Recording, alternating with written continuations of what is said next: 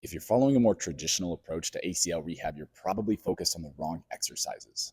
One of the most common issues or challenges that I see with athletes that come to work with me after they've gone and done some PT is that they've gotten better in PT. They've gotten better at some of these exercises that they're focused on, and yet their knee still doesn't feel as strong as it should. They don't feel like they can run, change direction, do any of these different things. So there's a disconnect between the progress that they've been making in PT and rehab, but then actually strengthening, actually protecting, actually get better at the knee itself. And the reason being is a lot of the main exercises that they're focused on in PT and rehab, while they're not necessarily bad exercises, they're not the best exercises for developing the knee itself. So some of the three big ones that they tend to focus on are box squats, RDLs, and step ups forward onto a box. And while none of these three are bad exercises, none of them really develop the knee to the greatest degree. The problem with most box squats is that you sit back so much. It's a much more hip dominant squat pattern. So as we get better, as we get stronger here, your hips are getting disproportionately stronger to a knee that's already weaker than the rest of the body. Similarly with RDLs, it's such a hip dominant hinging pattern or hamstring pattern that as we get stronger and stronger here, we're getting stronger at hip extension. We're getting stronger through the glutes, the upper hamstrings, and the lower back, but again, not necessarily down right behind the knee.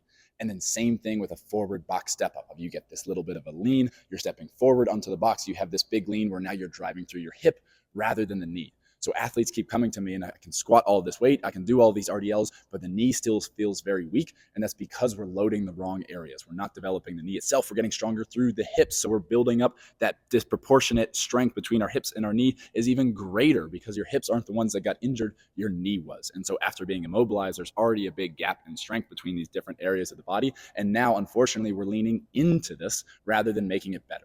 And so this is, I think, one of the contributing factors, one of the big reasons that almost 3 out of 4 people who go through an ACL tear will either never play the level of sport that they were at before or get re-injured after they try and get back onto the field. It's that we're prioritizing the wrong things and then we're not pushing them far enough.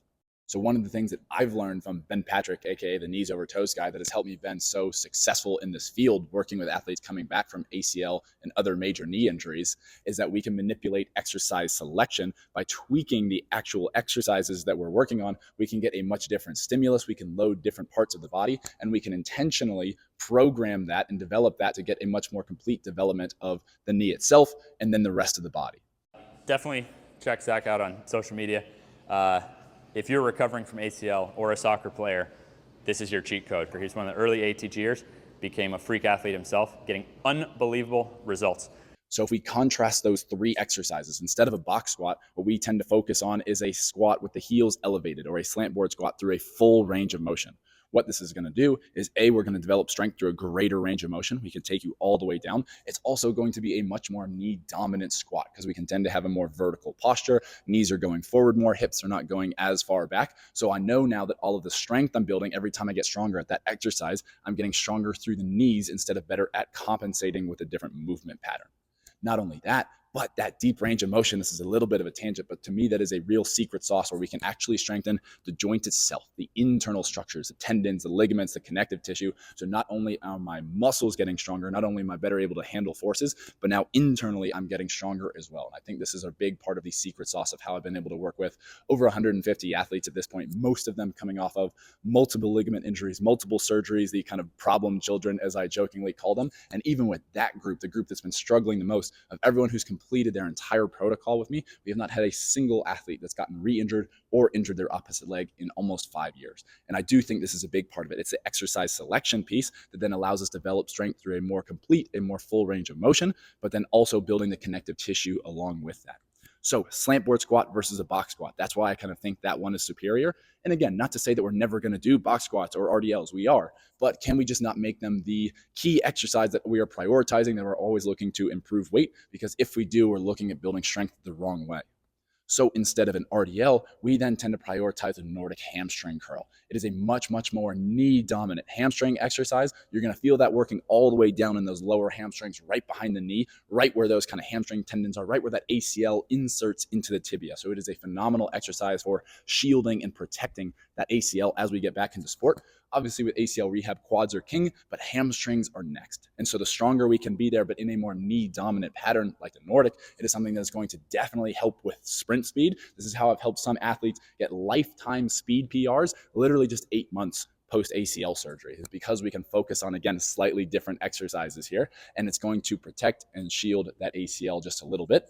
And then lastly, contrasting that kind of forward box step up, we do a reverse step up or a reverse step down, where we're starting on the box and then stepping down, stepping forward to touch with the opposite heel. And while this is just a small change, the biggest difference here is, when coached correctly, we're going to take the hips out of it. So whether we're doing it with a flat heel, a floating heel, or a wedge, we have a bunch of different little variations that allow us to continue to develop and progress these exercises over the long term. One of the key coaching cues is that if you're watching from the side, the bony part of the hip should finish in line with or slightly forward of the bony part of the ankle and the bottom of the exercise. Because again, this is such a common issue that I see. People come to me and they're like, hey, I'm doing step ups on a 6 on an 8-inch box. I'm 6 months post-surgery. Fantastic. But then we tweak this exercise a little bit. We do it where it's more knee dominant, where now they can't cheat and load with the hips. And all of a sudden on a 2-inch box, their legs are shaking like crazy. And then it makes so much more sense of why kind of running doesn't feel comfortable. All of these different things is because you're just getting good at compensating, at loading different parts of the body.